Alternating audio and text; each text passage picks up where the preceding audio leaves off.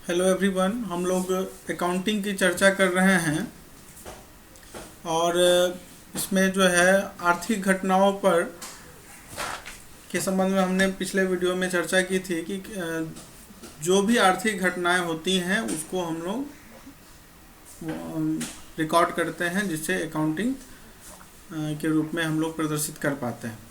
तो अलग अलग स्थितियां होती हैं, तो जो हमें सिर्फ आर्थिक घटनाओं पर ही केंद्रित करना है। आर्थिक घटनाएं जैसे ग्राहकों को माल का विक्रय करना, कंपनी द्वारा अपने ग्राहकों को सेवा प्रदान करना, उपयोगकर्ताओं से माल का क्रय, मकान मालिक को मासिक किराया का भुगतान, ये सब आर्थिक गतिविधियां हैं।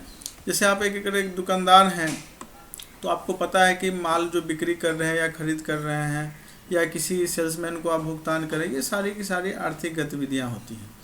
तो हमें जो भी गतिविधियां हैं उसको दो तरह के भागों में बांटना होगा। पहला आर्थिक गतिविधि, दूसरा गैर आर्थिक गतिविधि। तो गैर आर्थिक गतिविधियों से हमारा कोई मतलब नहीं है।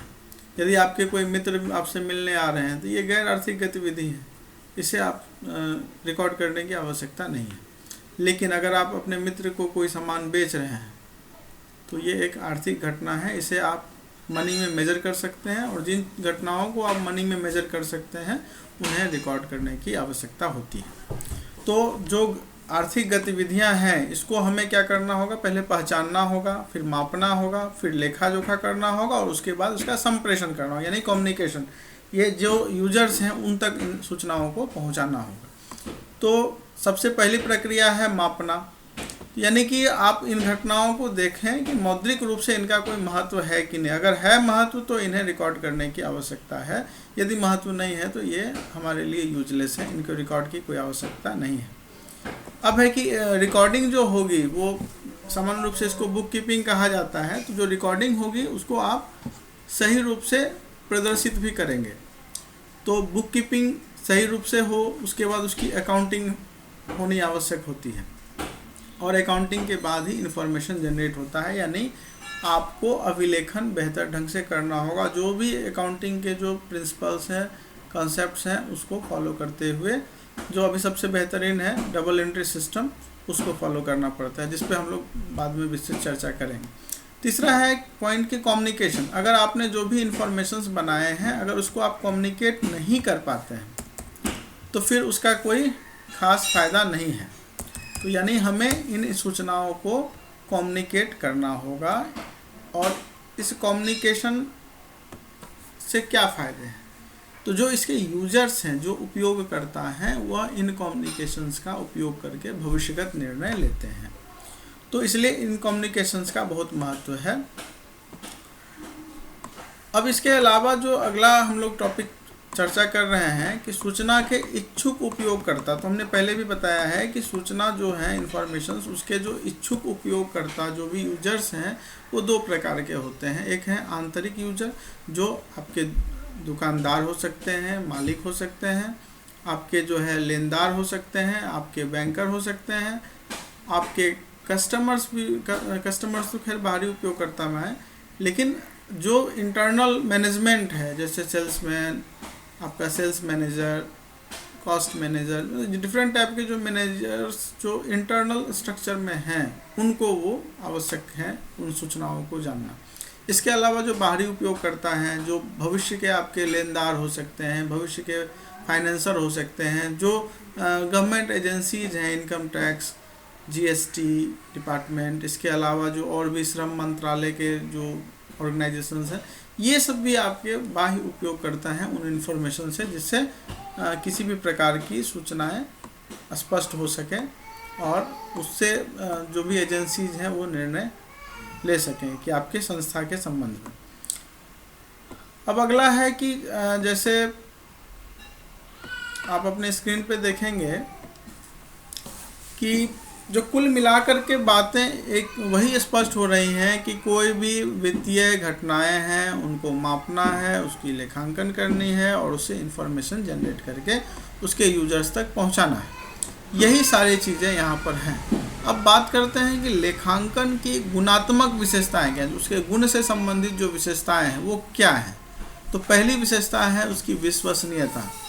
यानी लेखांकन सूचना की विश्वसनीयता इस बात पर निर्भर करती है कि जो घटनाएं एवं लेन देन हुए हैं उनके मापन एवं प्रस्तुतिकरण के बीच किस स्तर का अंतर संबंध है। यानी अगर आप सूचनाओं को, जो भी लेन देन है, उसको सही रूप से रिकॉर्ड ही नहीं कर पाते हैं, उसका मापन सही नहीं कर पाते हैं, तो फिर आपकी जो अकाउंटेबिलिटी है वो सही नहीं हो पाएगी। इन चीज़ों को आपको समझना होगा। यानी कि जो प्राइमरी सोर्स ऑफ इंफॉर्मेशन है वो सही होना चाहिए, डाटा सही होना चाहिए। डाटा सही नहीं होगा तो आगे चल के इंफॉर्मेशन सही जनरेट नहीं होगी अकाउंटिंग से। अब जो ब्रांचेज की बात हो रही है कि भाई अकाउंटिंग के कौन कौन से ब्रांच हैं, तो अकाउंटिंग के ब्रांच में सबसे पहले आप देखें कि financial accounting, cost accounting, management accounting, मूल रूप से ये 3 ब्रांचेज हैं।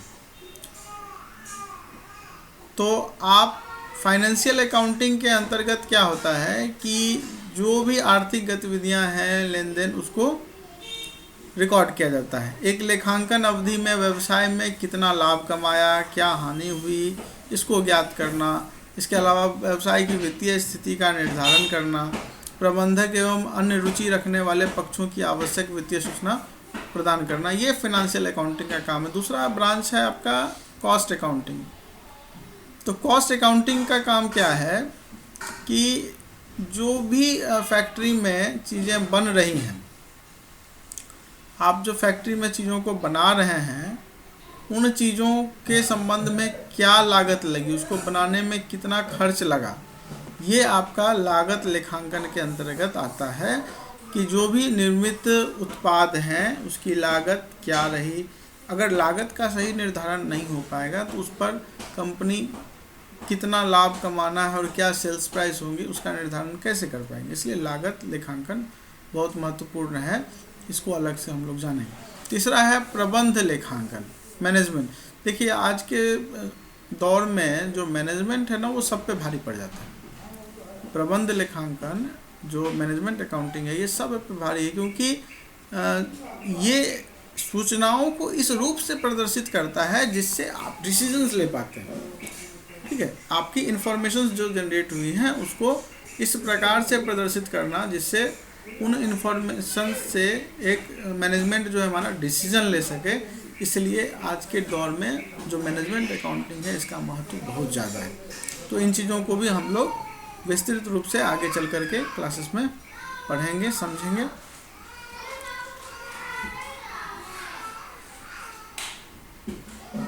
अब एक लेखांकन का उद्देश्य क्या होता है, तो लेखांकन का उद्देश्य भी कुल मिलाकर के वही होंगे जो पूर्व में हमने चर्चा किया है। व्यावसायिक लेन देन का हिसाब रखना, यानी जो भी व्यावसायिक लेन देन, खरीद बिक्री, खर्च, प्राप्ति, इनकम जो भी हो रहे हैं, इसको सही रूप से हिसाब रखा जाए, वही हमारा व्यवसाय जो लेखांकन का मूल उद्देश्य है। इसके अलावा लेखांकन का मूल उद्देश्य में है लाभ और हानि की गणना करना कि किसी वित्तीय वर्ष में किसी संस्था ने कितना लाभ कमाया, क्या हानि हुई, इन सब चीज़ों की गणना करना। इसके अलावा वित्तीय स्थिति को प्रदर्शित करना, जो उस संस्था की वित्तीय स्थिति आज के दौर में क्या है। इसके अलावा उसके उपयोगकर्ताओं को सूचना उपलब्ध करना, जो भी यूजर्स हैं इंटरनल और एक्सटर्नल, उनको इन्फॉर्मेशंस उपलब्ध कराना ताकि भविष्यगत निर्णय वो ले सकें। आगे के टॉपिक में हम लोग अकाउंटिंग की भूमिका, रोल, रिस्पॉन्सिबिलिटी, ये इन चीज़ों के बारे में हम लोग चर्चा करेंगे।